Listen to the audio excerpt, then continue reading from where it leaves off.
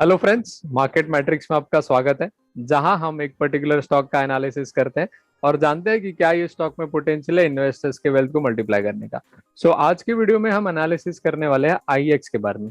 आईएक्स के ऊपर हमने पहले एक डिटेल्ड वीडियो बनाया है जिसमें हमने कंपनी का बिजनेस मॉडल, उनके क्या अलग अलग प्रोडक्ट्स है और प्रोडक्ट्स को लेकर के इनके क्या प्रोस्पेक्ट्स है, ऑल्सो इनके क्या ग्रोथ ड्राइवर्स है, पोटेंशियल रिस्क क्या है, एम्बेड क्या होता है, मार्केट कपलिंग क्या होता है और दोनों के इम्प्लीमेंटेशन से कंपनी के बिजनेस पे क्या इफेक्ट आ सकता है, क्या प्रॉफिटेबिलिटीज अफेक्ट हो सकती है। सारी चीजें हमने डिटेल में हमारे पहले वीडियो में हमने डिस्कस किया। तो अगर वो आपने वीडियो नहीं देखा है तो उसका लिंक हम ऊपर कार्ड में और नीचे डिस्क्रिप्शन में देंगे, तो आप वो जरूर देखिए।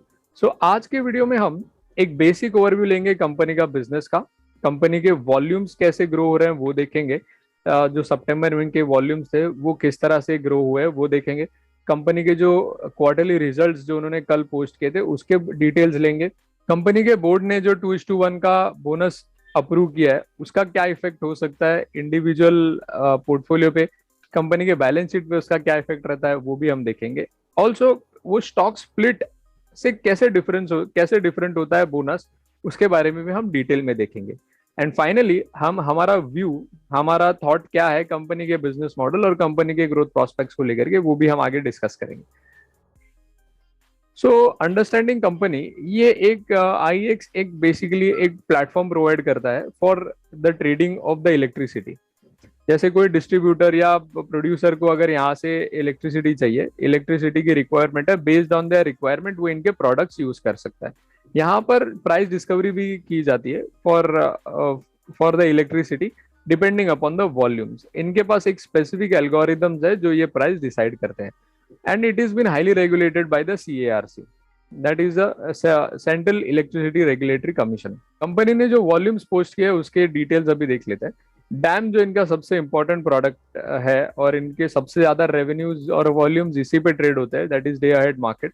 वहां पर 2019 में 3280 मिलियन यूनिट इतने वॉल्यूम्स ट्रेड हुए थे और 2021 में दैट इज सितंबर में वही 6418 इतने वॉल्यूम्स यहाँ पर हम देख सकते हैं।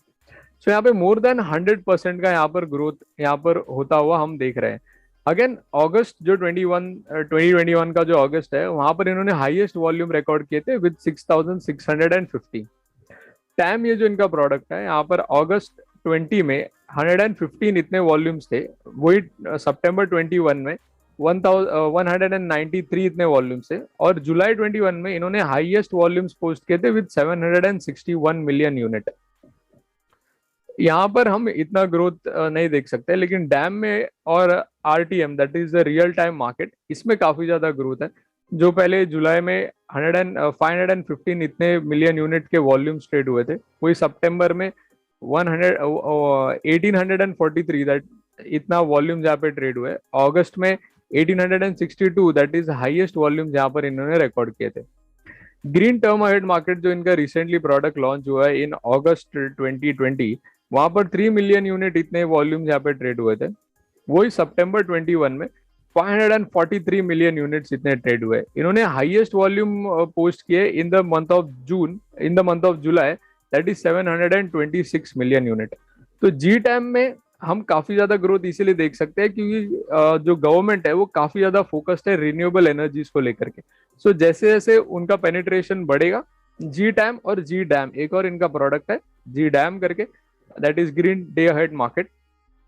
वो क्वार्टर 4 में रिलीज होने वाला है। क्वार्टर 4 में उससे रेवेन्यू रियलाइजेशन क्वार्टर 4 से होगा। और ये जो सारे प्रोडक्ट्स है जी that is G TAM, RTM, TAM और डैम, और इनके और भी दो सर्टिफिकेट्स ये प्रोवाइड कर रहे हैं, that is renewable energy certificate और एनर्जी सेविंग सर्टिफिकेट। ये इनके प्रोडक्ट के बारे में डिटेल्ड हमने हमारे वीडियो में, पहले वाले वीडियो में डिस्कस किया है। Talking about the total volumes, March 19 में इनके अराउंड 3600 इतने वॉल्यूम्स ट्रेड हुए थे और वही सितंबर 21 में अराउंड 9000 मिलियन यूनिट इतने वॉल्यूम्स ट्रेड हुए। तो यहाँ पर भी काफी ज्यादा ग्रोथ, मोर देन 150% का यहाँ पर ग्रोथ देख सकते हैं। ऑल्सो आईजीएक्स जो ये इंडिया का सबसे पहला और ऑटोमेटेड गैस एक्सचेंज है, इंडियन गैस एक्सचेंज है, जहां पर नेचुरल गैस की फिजिकल डिलीवरी दी जाती है। इसके वॉल्यूम्स में अगर आप देखोगे जून 2020 में 9,600 इतने वॉल्यूम्स ट्रेड हुए थे। वही सितंबर 21 में अराउंड 2,88,000 इतने वॉल्यूम्स यहाँ पे ट्रेड हुए हैं। सो काफी ज्यादा यहाँ पर पोटेंशियली हम ग्रोथ देख सकते हैं इनके वॉल्यूम्स में। अगर आईजीएक्स का अगर हम क्वार्टर ऑन क्वार्टर का परफॉर्मेंस देखें तो उनके जो ट्रेडेड वॉल्यूम्स थे वो 160% से ग्रो हुए हैं क्वार्टर ऑन क्वार्टर। और डिलीवरेबल जो वॉल्यूम्स थे उसमें हम 132% का ग्रोथ देख सकते हैं। और जो एक्सचेंज पे 87 ट्रेड्स का देख सकते हैं जिसमें हम 93% का यहाँ पर क्वार्टर ऑन क्वार्टर ग्रोथ हुआ है। रिसेंटली जो महानगर गैस लिमिटेड है इन्होंने भी एज अ प्रोप्राइटरी मेंबर इनकी ये एक्सचेंज को ज्वाइन किया है। अगर हम क्वार्टरली रिजल्ट्स की बात करें तो रेवेन्यू फ्रॉम ऑपरेशंस अराउंड 22% से यहाँ पर ग्रो हुए क्वार्टर ऑन क्वार्टर बेसिस पे, और ईयर ऑन ईयर बेसिस पे अराउंड 56% से इनके रेवेन्यू फ्रॉम ऑपरेशंस ग्रो हुए। इनके जो मेजर रेवेन्यू फ्रॉम ऑपरेशंस है वो ट्रांजैक्शन फीस से आते हैं, दैट इज 85 to 90% इनके जो रेवेन्यूज है वो ट्रांजैक्शन फीस से आते हैं। एबिटा में हम क्वार्टर ऑन क्वार्टर बेसिस पे 25% का ग्रोथ देख सकते हैं and year on year basis पे 75% का ग्रोथ देख सकते हैं। एबिटा मार्जिन्स भी इनके 3% से ग्रो हुए इन quarter on quarter basis and 12% से ग्रो हुए ईयर ऑन ईयर बेसिस। सो यहाँ पर एक इंटरेस्टिंग चीज नोटिस करने वाली ये है कि 90% इनके ऑलरेडी एबिटा मार्जिन है जो बहुत ज्यादा है। बीइंग इनटू मोनोपोली बिजनेस इनके 90% जो है वो अंडरस्टैंडेबल है, लेकिन उसमें भी इनका एक्सपांशन हो रहा है और वो 93% इतने हो रहे हैं। क्वार्टर ऑन क्वार्टर बेसिस में हम 2% का ग्रोथ देख रहे हैं, ईयर ऑन ईयर में 12% का ग्रोथ देख सकते हैं।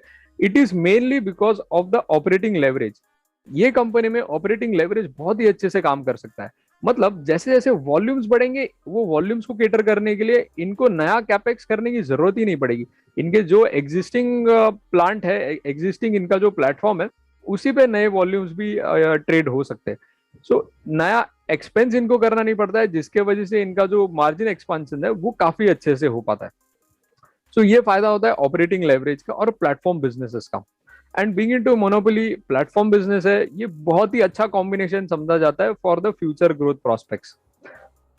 एंड अंडरस्टैंडिंग द पैट, उसमें भी हम 24-25% का यहाँ पर ग्रोथ देख सकते हैं on quarter basis. And year on basis पे भी हम 75% का यहाँ पर ग्रोथ देख सकते हैं।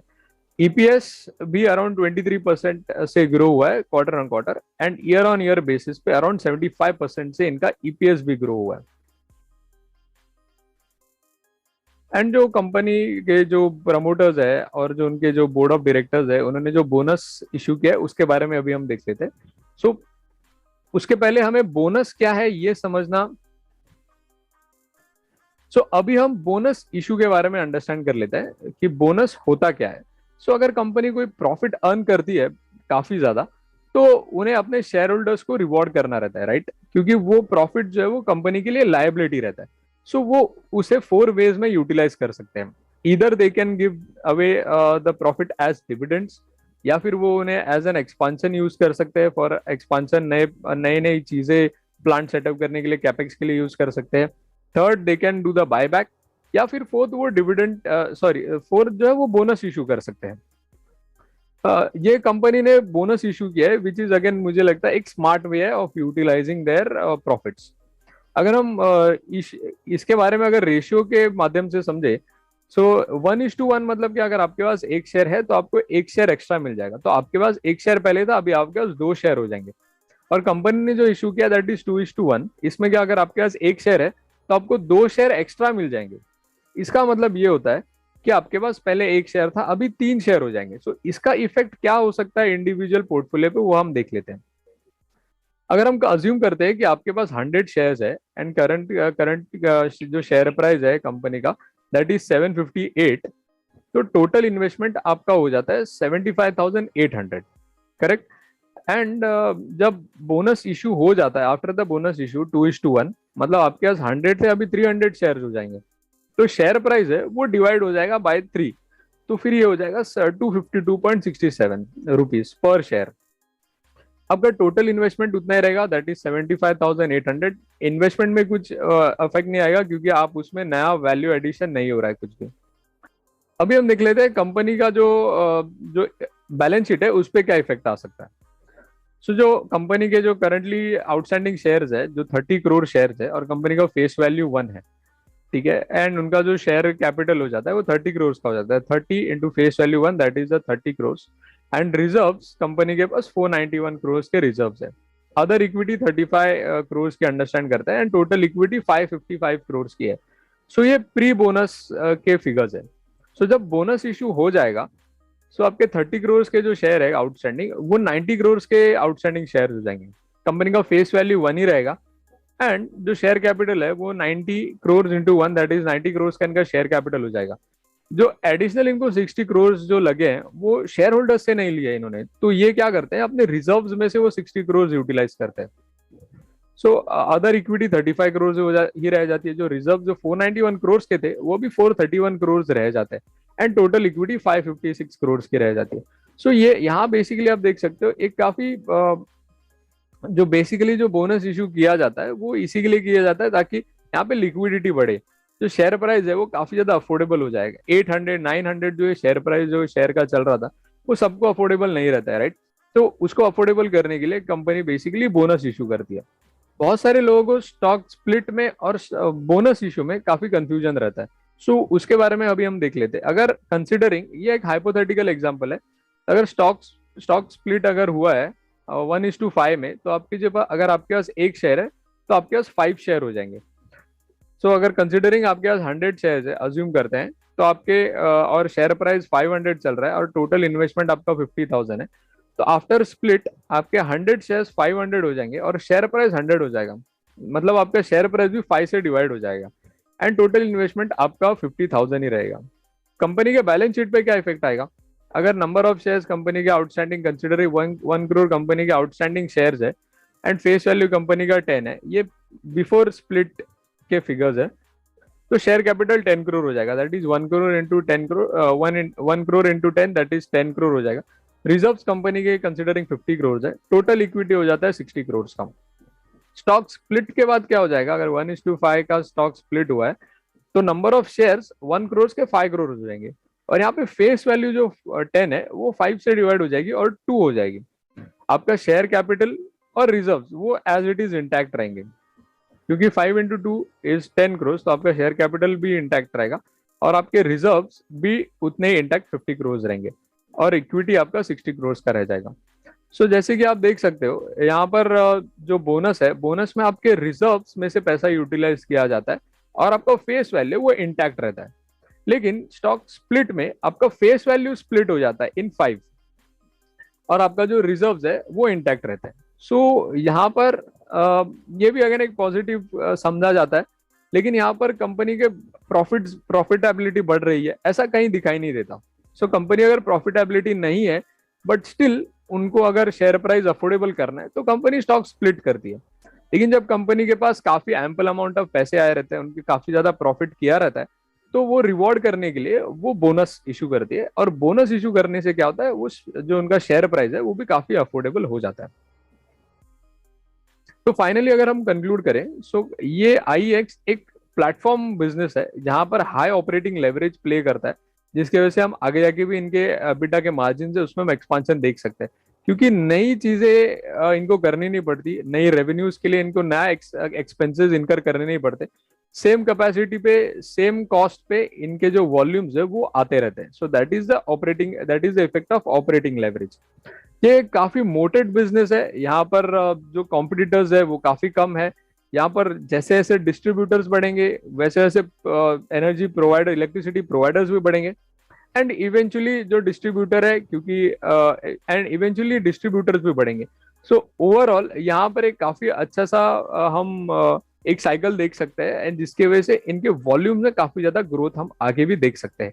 इनके जो प्रोडक्ट्स है that is the GTAM and GDAM, जो ग्रीन एनर्जी और रिन्यूएबल एनर्जी को लेकर के फोकस्ड है, वो आगे जाके इनसे रेवेन्यूज काफी ज्यादा आ सकता है, क्योंकि जो गवर्नमेंट है वो काफी ज्यादा फोकस्ड है रिन्यूएबल एनर्जी को लेकर के। सो हमने पिछले वीडियो में हमने रिन्यूएबल एनर्जी का पाई भी के बारे में भी डिस्कस किया था, वो भी आप वहां पर देख सकते हो। कंपनी क्रॉस बॉर्डर ट्रेड भी करती है, दैट इज नेपाल और बांग्लादेश जैसे कंट्रीज में भी ये कंपनी केटर करती है। सो जैसे जैसे वहां पर भी पेनिट्रेशन बढ़ेगा, इनके रेवेन्यूज है उसमें एक्सपांशन आएगा, और ऑपरेटिंग लेवरेज बहुत अच्छे से काम करेगा, जिसके वजह से इनके मार्जिन जो है वहां पर एक्सपांशन देख सकते हैं और प्रॉफिटेबिलिटी में भी ग्रोथ देख सकते हैं। एक और इनका प्रोडक्ट आ रहा है, that is the LDC, that is long duration contract, जो फॉर अराउंड 1 ईयर तक का, for a period of 1 year अगर किसी को एनर्जी है तो वो एलडीसी पे ट्रेड कर सकता है। अभी इनका जो बिगेस्ट जो नंबर ऑफ डेज का कॉन्ट्रैक्ट है, that is 11 days, which is been catered by TAM, that is term ahead market. So friends, हम आशा करते हैं आपको हमारा ये एनालिसिस पसंद आया होगा। ऐसी एनालिसिस के लिए हमारे चैनल को सब्सक्राइब करें और टेलीग्राम चैनल को ज्वाइन करें। एंड फ्रेंड्स, मैं आपको बताना चाहूंगा, ये कोई स्टॉक रिकमेंडेशन नहीं है, this is only for information. So कोई भी इन्वेस्टमेंट करने से पहले आप आपके फाइनेंशियल एडवाइजर को जरूर कंसल्ट करें।